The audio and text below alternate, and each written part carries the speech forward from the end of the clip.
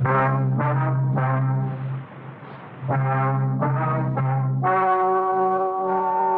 and gentlemen, the story you are about to hear is true.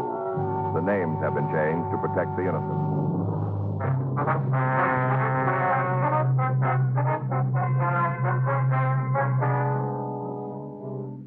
You're a detective sergeant.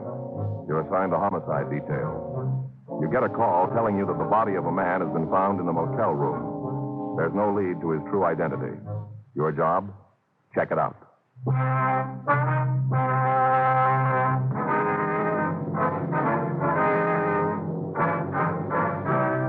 Dragnet, the documented drama of an actual crime. For the next 30 minutes, in cooperation with the Los Angeles Police Department, you will travel step by step on the side of the law through an actual case transcribed from official police files. From beginning to end, from crime to punishment, Dragnet is the story of your police force in action.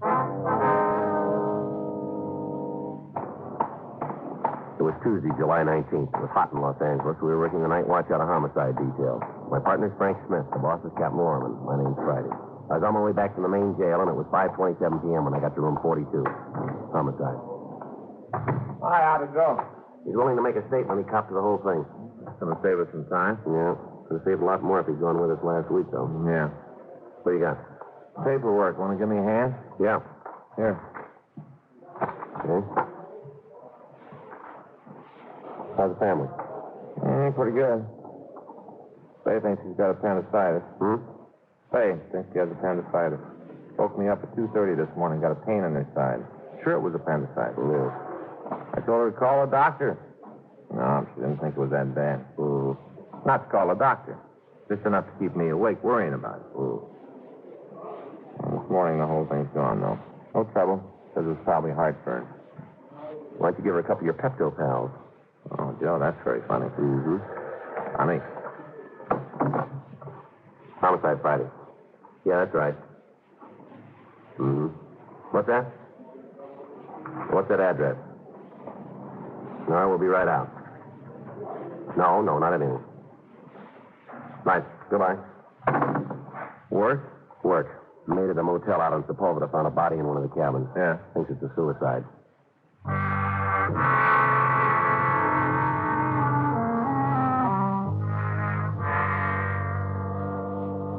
Frank and I left the office and drove out to the address. It was a modern motel set back from the highway. There were 14 cabins surrounding a swimming pool on the lot. We met with the woman who'd placed the call and the owner of the place. Right over there, number 8. Anything been touched in the room? No, sir. As soon as I saw him, I knew what had happened. I locked the door and called you. I see. What's his name? Registered as Tom Rustad in Phoenix. How long has he been here? About 10 days. I'd have to check the card to be sure. Is he alone? Here, I got the key. Go ahead. Thank you. Thanks. You touched the body at all? No, I should say not. I've worked around motels for a long time, yet and so nothing bothers me. Tell you, though, this almost did, like this scared me half to death. Yes, ma'am. Better call a lab, ask him to come out, huh? Yeah. Be all right if I use the phone in the office? Well, sure. You go right ahead. It's on the desk, back of the counter. Thanks. Thing like this, it isn't going to do the place any good. I hope it can be played down in the papers. Yes, sir. This is the first kind of trouble we've had. Suicide. Sure isn't going to help. I wish there was some way to change it. Well, there is, but that wouldn't help much either. What do you mean? He's dead, isn't he? Yeah, but he had help.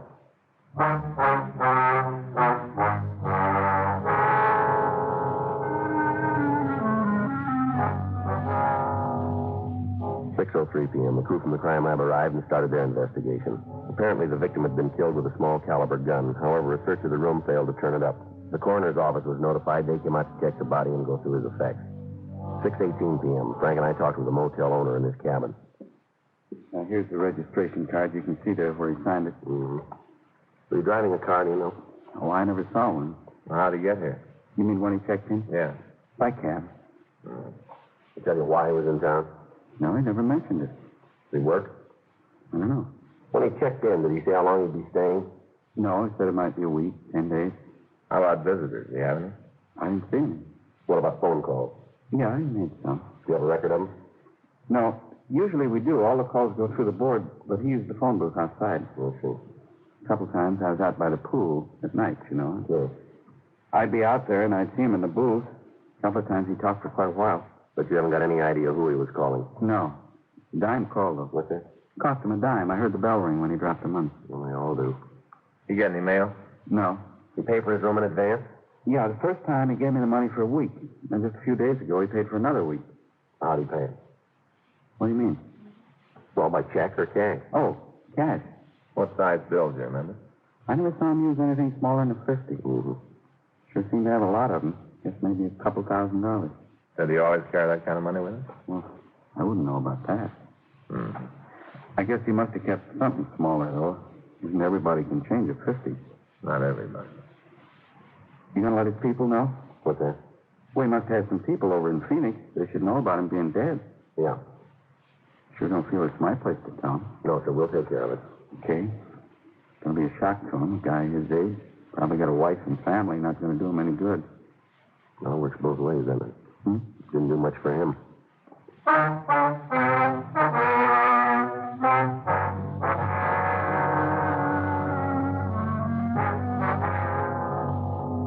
In going over the place, the crime lab found the room had been ransacked. Although none of the possessions of the victim had been taken, there was no money in the room and no personal identification could be found. The place was gone over for fingerprints. Several clean sets were lifted, but they belonged to the dead man. No other usable physical evidence was recovered. The coroner's office checked through the victim's luggage. In one of the suitcases, they found an unstamped letter addressed to a June Russell in Reno, Nevada. Its contents explained that the victim expected to be in that city at the end of the month. There was no way of establishing a relationship between the two people. The coroner sealed the motel room, and Frank and I returned to the office. We sent a radiogram to the authorities in Phoenix asking for all information on Tom Rustad. The following morning, Wednesday, June 20th, we got their answer. Here it is, Joe. Phoenix? Yeah, take a look. Yeah, boy. It's going to make it rougher. Yeah. I never heard of him.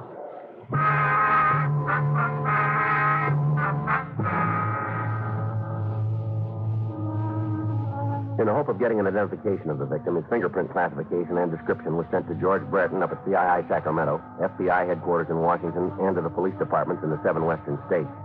A close check of his clothing revealed that Tom Rustad's suits were tailor-made and had been made in Reno. We contacted the authorities there and asked them to check on the tailor shops in the area. We also asked if they check out the woman Rustad had written to. While we waited for the answer, we contacted the cab company that had serviced the area around the motel. We asked them to go over their way bills and report all trips from the motel and all trips to the address. 2 hours later, we got the list and started to check out the drivers. Sure, I remember the guy. A couple more like him, I could buy my own cab company. What do you mean? Well, he's a big tipper. Never had anything less than a half a sawbuck. Mm-hmm. Down at the stand, you got to be a real battle. Who's going to pick him up? You know, the loop. Yeah. Where'd you usually take him? Well, different places, restaurants, shows, different places. Did he ever tell you what he was doing in town? Oh, we'd talk. You know, a long drive downtown gets kind of dull. A couple of times he rode in the front seat with me. Guess maybe the company wouldn't like it, but that's the way he wanted it. Mm-hmm. What'd you talk about? Weather, fishing, lots of things. Yeah. Mostly about girls, though. He thought he was quite a ladies' man. The way he dressed, all that money he should have been. You ever see any of his friends? Listen, how come you're asking all these questions? It's a police matter. I knew that when I got the word from the front office. They told me to ride with you all the way. Well, what's the beef? You have to Rustad for something? Investigation. Oh. Now what about his friends? Well, I sure wouldn't want him to find out, blow the whole deal. Probably wouldn't call me anymore. What's that? Marcia. Who? I don't know her last name. Some bimbo Rustad knew. You ever meet her? Not Swamp. What's that mean? Why, she was in the cab. You know, I'd pick them up here, drive over to her place, and take the two of them down to a restaurant. Mm-hmm. So, real beaut. Was tall, blonde, gorgeous. Rustad was pretty friendly with her, was he? Yeah, I guess so. The way he talked, he liked her a lot. You got her address? Yeah, I suppose. Huh? Well, you guys roust it's going to lead right back to me. Cause a lot of trouble. Tell you, he's a funny guy. Talk about a lot of things, but he don't like to have you ask questions, especially about him. Yeah. Got real touchy when I talk about where he was from, what he did for a living. Yeah.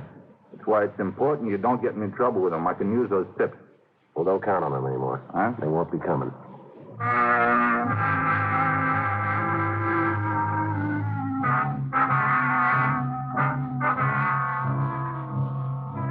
We got the address of the woman the driver knew as Marcia. We called the office to check on the wires we'd sent. There'd been no answer to any of them. 1:30 p.m., we drove over to see the woman. The place was a new apartment building on Wilshire Boulevard. On the mailbox, we found the name Marcia Lovequist and the information that she occupied apartment 14. We went up and rang the bell. No, it doesn't look like she's home. Yeah, let's check with the manager. All right.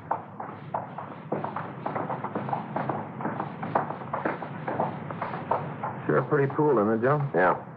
You know, you ought to get a place out here. It'd be great for you. It would, huh? Sure. Nice apartment, pool, get some sun. Yeah, I got a lot of time for that. Well, once in a while. It wouldn't cost so much. Mm-hmm. Be nice. Me and Faith come over and see you and bring the kids. You bet. Well, you wouldn't want to be a hog about the pool, would you? Not me, Frank. You feel that way, just forget the whole thing. That's what I was planning. You just forget. Here's the manager. Can I help you? Wonder if you could tell us where you can find Miss Lovequist. Marcia? Yes, that's right. Oh, saw her a few minutes ago. Oh, yes, there she is over by the pool. See, with the straw hat. Oh, yeah. Thanks very much. Sure. Thank you, ma'am. Miss Lovequist, Yes? the police officer'd like to ask you a few questions. Policeman? I don't know what I could tell you, but go ahead. Sorry if we sit down. Sure. Pull up a couple of stools. Thank you. Thank you. I'll get 'em. Thank you.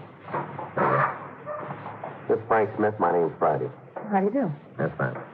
Now, what do you want to see me about? You know a man named Roosted? Yeah, why? Look and tell us about him. In trouble? No, we're just checking. Oh. Well, what do you want to know? You know where he's from? You mean his hometown? That's right. Someplace up north. I don't think he ever said. How'd you happen to meet him? Cocktail party, hotel downtown. There was a convention. My agent got me a job as a hostess. Mm-hmm. I'm a model. Do some work in TV. Things get a little rough. You take what you can get. Yeah. And Tom was there, and we got to talking. Went out to dinner. Quite a bit after that. Did he tell you what he did for a living? No, I don't think so. Salesman, I think. Talked like one. What about this convention? Hmm? You know what it was for? Oh, dentist.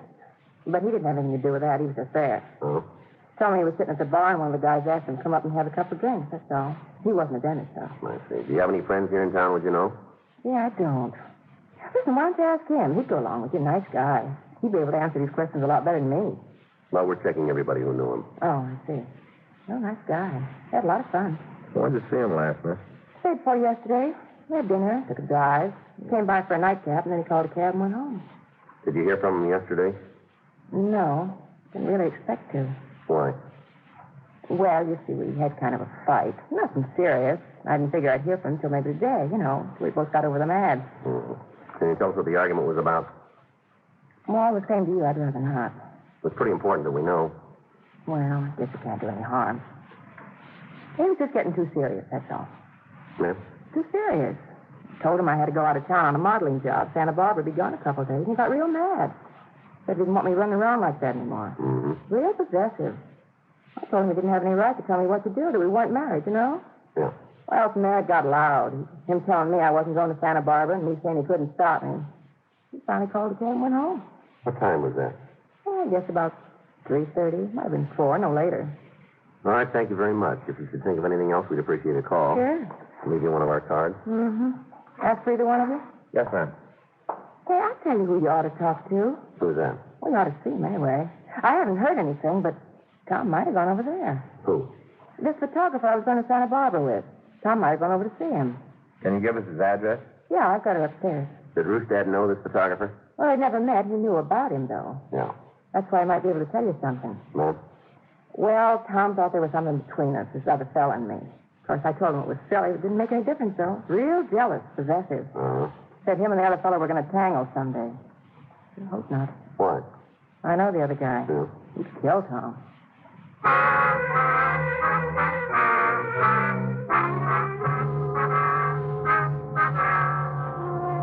We got the name and address of the photographer, and then we drove back to the city hall. We made a check through R&I, but we found no record on him. 3:06 p.m. Well, looks like we might have a lead. Yeah, I hope it turns out, don't you? Mm-hmm. Homicide Friday. Yeah. Yeah, Jack. No, we've been waiting for it. Can you give it to me over the phone? We'll pick up the copy later. Okay, go ahead. Mm-hmm. What? How do you spell that? Rossfelle. Yeah. All right. As soon as it comes in. Yeah, we'd appreciate a call on it. Right. Okay. Jack Ricketts down in communications. Yeah? Got a teletype from Reno. About Rustad? Yeah, they got a record on him. Real name's Thomas Roselle. That's the name on the letter. Yeah, they ran it down. Well, they got him. Been arrested for bunco, grand theft, money, forgery. Haven't been able to make any of them stick. Mm-hmm. From what they say, a couple of months ago, he went into a new line. They figure that's what he's pitching now. What's that? Narcotics. What about this Roselle woman? She your sister? No, his wife. Huh? Married, got 3 kids. Her up there and this Marshall woman here, and he's swinging real wide. Yeah. They come up with anything more? Possible motive, maybe. Yeah. When Roselle left town, they got a rumble he was coming down here on business. Uh-huh. Had 12 ounces of heroin to peddle.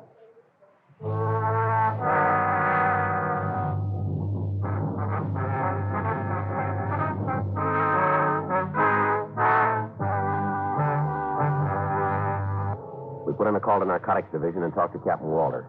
He told us they didn't have anything on Roselle, but they'd heard about a new supply of high-grade heroin being moved into town. We told him what we'd found, and then we drove out to talk to the photographer the victim's girlfriend had mentioned. Well, I'm sorry, fellas. I haven't got any idea what you're talking about. Have you seen Tom Rustad or Roselle? Sure, I didn't say I hadn't. But I didn't have anything to do with killing him. How'd you know he was dead? It's all over the afternoon papers. Don't you boys read your own publicity? When did you see him? Rustad? Yeah. Night before last. Monday? Yeah, I guess so. Really, Tuesday morning. What time? Well, about 4:15. Yeah, that's it. 4:15, I remember, because he woke me up. I looked at the clock. What do you want? Oh, he had some wild idea there was something going between me and Marcia. Was there? Well, I don't see if there's any of your business, but it doesn't matter to me, so I'll tell you. No, there wasn't. Mm-hmm. She's a model. I'm a photographer. She worked for me. I paid her $25 an hour. That's all there was. Yeah. I ain't going to tell you it wouldn't have been nice, but it just didn't happen. I don't believe in romance around the office. Doesn't do anything but cause trouble. Yeah. What happened when Rustad came in? Oh, made a lot of accusations. I told him they weren't true. Said he had a filthy mind. Told him to get out. Did he go? No, I tried a little muscle. I belted him a couple of times, and that ended it. Mm-hmm. Poured him a drink to show him there weren't any hard feelings. A couple more. Yeah. Kicked it around a while, and then he left. What'd you talk about? Look, am I a suspect? Is that way on my back? We're talking to everybody who knew him. Well, you can cross my name off the list. I belted him, that's all. I didn't shoot him. All right. Did he call a cab from here when he left? No, I was going to, and then he decided to walk. Did you see him leave? Certainly, I locked the door after. No. Watched him walk outside from the window there. Must have changed his mind about the cab, though. What? Cab. Must have changed his mind. I thought you said he didn't take one. I said he didn't call one. A cruiser picked him up. They drove off. You didn't get the number of the cab, did you? Look, a guy woke me up at 4 o'clock in the morning. Came in here, wanted to start a beef. I finally got rid of him. I'm a 9 to 6 boy. I haven't got time to stand around windows and get cab numbers for you cops. I went back to sleep. All right, Nestler, anything comes up, give us a call, will you? Yeah, sure. Take this card, will you? Oh, look, I'm sorry if I sounded off. Just that I don't want to get mixed up in it. You can understand that, can't you? Sure. No hard feelings, eh? No. I'll be honest with you. I didn't like Rustad. I didn't like him an inch, but I didn't hate him. Not enough to kill him. Somebody did.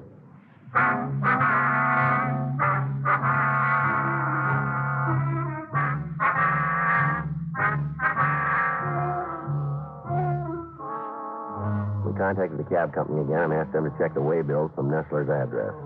They came up with one trip on Tuesday morning. The dispatcher gave us the driver's name and told us where we could find him.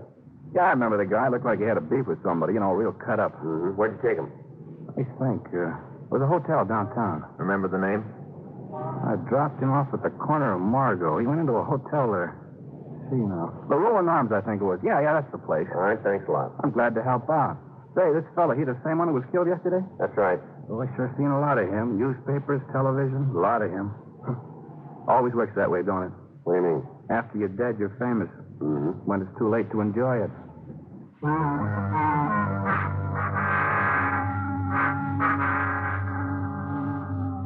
Frank and I drove down to the Roland Arms Hotel. We talked with the clerk who had been on duty Tuesday morning. He remembered a man answering the victim's description and told us he'd inquired about a guest named Wallace Alney. Because of Rustad's insistence, the clerk had put through a call to Alney, and the guest said to let the victim come upstairs. He went on to say that about 30 minutes later, both men had left the hotel together. 9:40 p.m., we went up to Wallace Alney's room. Here it is, John. Yeah, just bad. Yeah? Wallace Alney? That's right. Police officers, like to talk to you. Sure, it's morning. This is Frank Smith. My name's Friday. Hi. Yeah. That's all right. Like a drink? I'm just going to fix myself one. No, thanks. Always like a drink before dinner. Sharpens up the old appetite. Yeah. Mind if we look around? No, go ahead. You looking for anything special? I might be able to help. No, it's all right. Architect's closet? Well, maybe you better tell me what this is all about, huh? You know a man named Tom Rustad, or Roselle? Why? Do you know him? Yeah, I met him. Room's clean, Joe. I don't know about the closet. Well, what about Rooster? When did you see him last? I don't know, a few days ago. Want to pin it down for us? Monday. Yeah, Monday. That's the last time you saw him. Yeah, we had a couple of drinks in the bar at the corner. I haven't seen him since. We got two people who say you did. All right. Yeah. Well, I'm going to talk to them. Leave me alone. You ever been arrested? Why? Have you? Yeah. What beat? I don't think I'm going to answer that. You don't have to. We'll find out. Narco? Where you from? All around. Famous city. Frisco, Vegas, Casey, all around. How about Reno? Yeah, I did too. Where you met Rustad? Look, what are you guys after? You got the answer to that. Why not save some time? I got a lot of time. So have we. Well, let's be honest with each other, huh? Go ahead. Why don't you guys lay out what you got, and I'll tell you how close you are. That'd be kind of silly, wouldn't it? Why? Like playing checkers with yourself. Nothing I can do then. How about the closet? Look, you make a pinch, I got no choice. If you're wrong, I'll own City Hall. I don't think we are. And be my guest. All right, you're under arrest. Charge? Suspicion of murder. I'll take the closet. Save you the trouble. I killed him.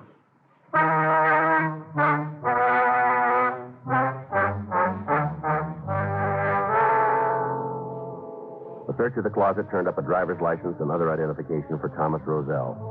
We also found a .25 caliber gun, $2,700 in cash, and a quantity of heroin. The suspect was taken to City Hall for questioning. We ran his name through R&I and found that he had several arrests in the state of California for violation of the State Narcotics Act. 12:16 a.m. We got the full story. We were in business up north. Reno? Yeah, we made a lucky buy. He came down here to sell it. I gave him some connections where he could dump it. Go ahead. Been down here a couple of days. He sent a wire telling me the merchandise wasn't moving. I knew it was a lie. Right away, I knew it. Good stuff like that, it had to be a market. And I got the word. What do you mean? Well, a friend of mine, he called, told me about Tom and this Marcia doll, how they were running around. Yeah. This guy told me Tom was going great with the 8, said he dropped about $7,000 of it already. Sure, as soon as I heard that, I got on my horse, made it down here. What happened? Couldn't find out where he was staying, didn't have a trace. What about the motel? Well, I didn't know about that. As far as I knew, he was supposed to be here. That's the way we arranged it. Yeah. I sent out word I wanted to see him for him to get in touch right away. He did. Tried to give me the same line about how he couldn't sell. There wasn't a market for it. I told him we'd better call the whole deal off. Just give me the stuff back, we call the whole deal off. Yeah. Took some talk, and then we headed for his place. That's the motel. Yeah, How'd you get there? my car. What happened then? Oh, when I saw how much he had left, I told him he was lying. I called him a dirty thief, and we had a fight. I shot him. All right, you willing to give us a statement? Sure, why not?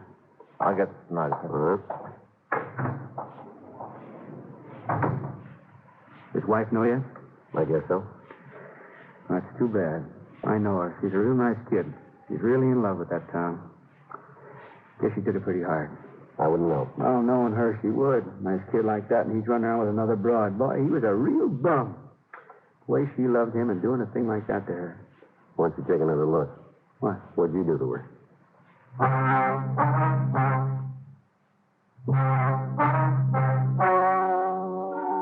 The story you've just heard is true. The names were changed to protect the innocent. On November 19th, trial was held in Department 99, Superior Court of the State of California, in and for the County of Los Angeles. In a moment, the results of that trial.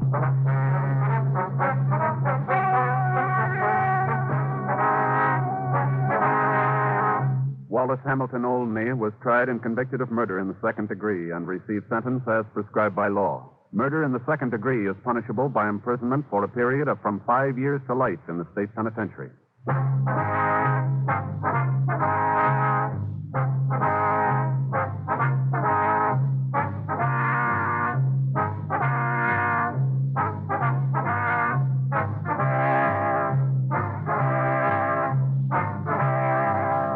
You have just heard Dragnet, a series of authentic cases from official files. Technical advice comes from the Office of Chief of Police W.H. Parker, Los Angeles Police Department. Technical advisors, Captain Jack Donahoe, Sergeant Marty Wynn, Sergeant Vance Frazier. Heard tonight were Ben Alexander, Dick Perrin, Helen Klebe, Lillian Bias, Stacey Harris. Script by John Robinson. Music by Walter Schumann. Hal Gibney speaking. Watch an entirely different Dragnet case history each week on your local NBC television station. Please check your newspapers for the day and time. Chesterfield has brought you Dragnet, transcribed from Los Angeles.